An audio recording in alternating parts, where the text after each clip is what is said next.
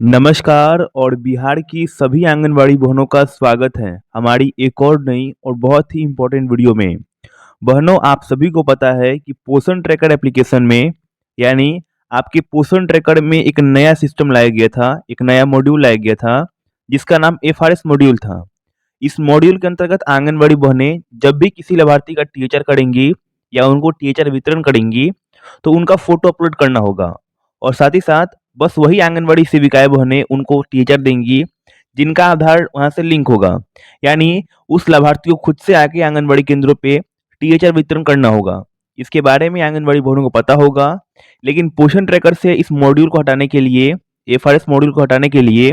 आंगनबाड़ी सेविकाओं के द्वारा बहुत सारे पत्र आईसीडीएस विभाग को दिए गए, यानी बिहार सरकार को दिए गए। और उसके बारे में आज की वीडियो में बात करेंगे कि कब तक आपके पोषण ट्रैकर से इस मॉड्यूल को, एफआरएस सिस्टम को हटाया जाएगा, जिसके बाद आप सभी सेविकाएं बहनें अच्छे ढंग से टीचर कर सकती हैं। देखिए, यह पूरी वीडियो आप सभी सेविकाओं और आंगनबाड़ी सहायिकाओं से संबंधित है, तो इस वीडियो को अधिक से अधिक शेयर करें ताकि सभी आंगनबाड़ी बहनों को जानकारी मिल सके। सबसे पहले हम बता दें, आप सभी को कुछ इस प्रकार से एक पत्र दिया गया होगा जो बिहार राज्य आंगनबाड़ी कर्मचारी यूनियन का था।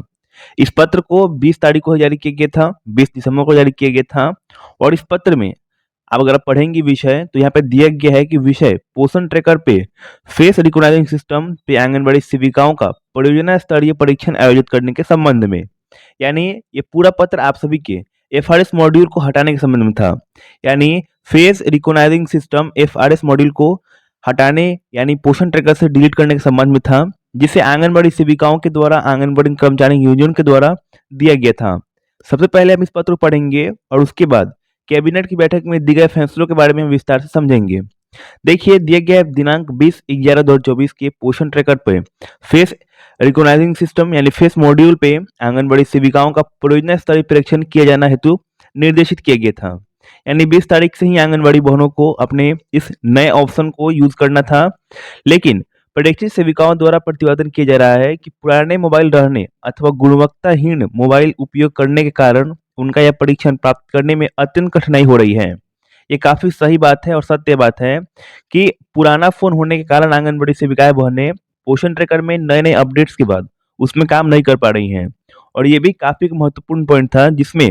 आंगनबाड़ी बहनों के द्वारा बिहार सरकार से रिक्वेस्ट किया गया था कि उनको एक नया स्मार्टफ़ोन दिया जाए या उसके बदले पैसे दिए जाएँ।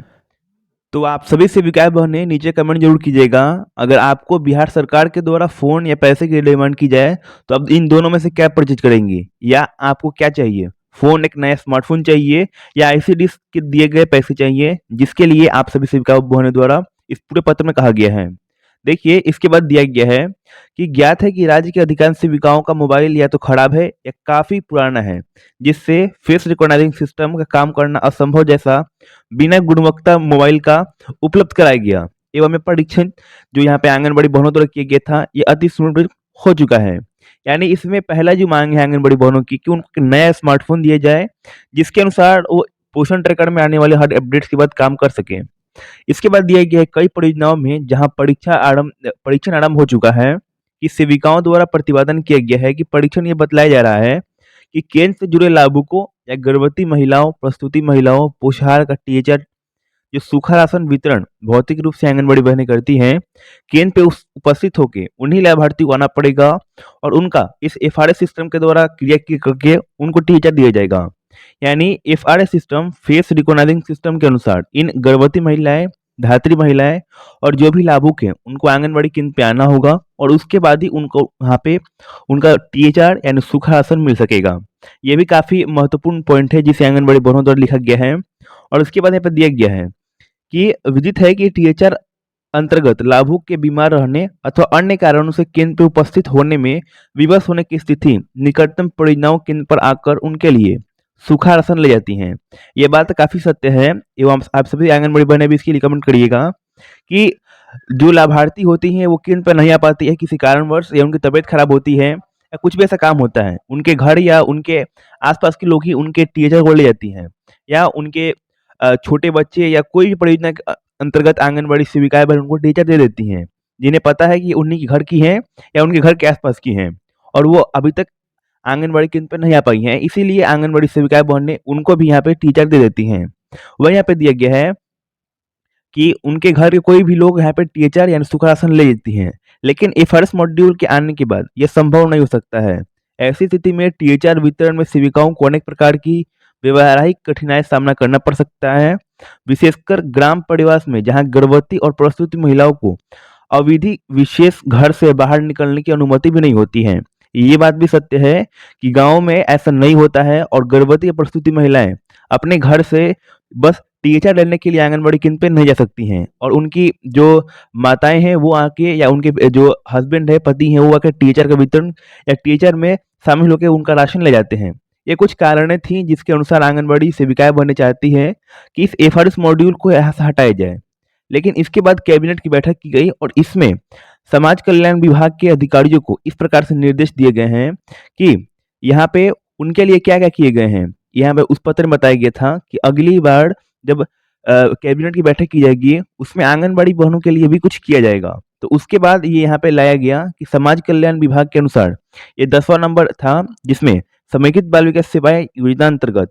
नबार्ड के आईसीडीएस ग्राम आधारित संरचना विकास के द्वारा 12 लाख रुपए प्रति आंगनबाड़ी केंद्र की दर से कुल लगभग 2500 आंगनबाड़ी केंद्र भवन के निर्माण हेतु 300 करोड़ रुपए जारी किए गए हैं। लेकिन इस पूरे पत्र में कहीं भी एफआरएस सिस्टम का यहाँ पे बात ही नहीं किया गया है एंड इस सिस्टम को हटाने के लिए आंगनबाड़ी सेविकाओं के पोषण ट्रैकर एप्लीकेशन से नहीं किया गया है। यहाँ पढ़ेंगी तो दिया गया है कि जिसमें ऋण से 255 करोड़ रुपए 85% एवं राज्य योजना के मद से एवं 45 करोड़ रुपए जो विवेक की स्वीकृति की जाएगी उससे लिए जाएंगे और इन पैसों से बस नए आंगनबाड़ी केंद्र का संचालन होगा और नए आंगनबाड़ी केंद्र बनाए जाएंगे। लेकिन इस पूरे पत्र में कहीं भी एफआरएस मॉड्यूल का नाम नहीं लिया गया और इसके अंतर्गत कोई भी नई अपडेट नहीं लाई गई। यानी अभी तक जितने भी ऑफिशियल पत्र जारी किए गए हैं उसके अनुसार आंगनबाड़ी सेविकाओं की जितनी मांगे हैं कि पोषण ट्रैकर एप्लीकेशन से ये नया जो सिस्टम है एफआरएस मॉड्यूल है इसको हटाया जाए, लेकिन अभी तक आईसीडीएस विभाग के द्वारा कोई भी ऑफिशियल पत्र नहीं दिया गया है। अगर आगे इसे संबंधित जानकारी दी जाती है तो हम आप सभी से जरूर बताएंगे एवं अगर आप सभी सेविकाएं बहनें व्हाट्सएप ग्रुप से जुड़ी हुई हैं तो आपको सबसे पहले वहाँ पर अपडेट भी मिल जाएगी। आप सभी सेविकाएं बहनें कमेंट जरूर कीजिएगा कि आपको एफआईआर सिस्टम से परेशानी है या नहीं है और आप सभी भी क्या इस नए सिस्टम के अनुसार नए ऑप्शन के अनुसार अपने पोषण ट्रैकर से इसको हटाना चाहती हैं या हटाना नहीं चाहती हैं। नीचे यस और नो में कमेंट जरूर कीजिएगा और ऐसी इंपॉर्टेंट वीडियो के लिए हमारे चैनल को सब्सक्राइब भी कर दीजिएगा। धन्यवाद।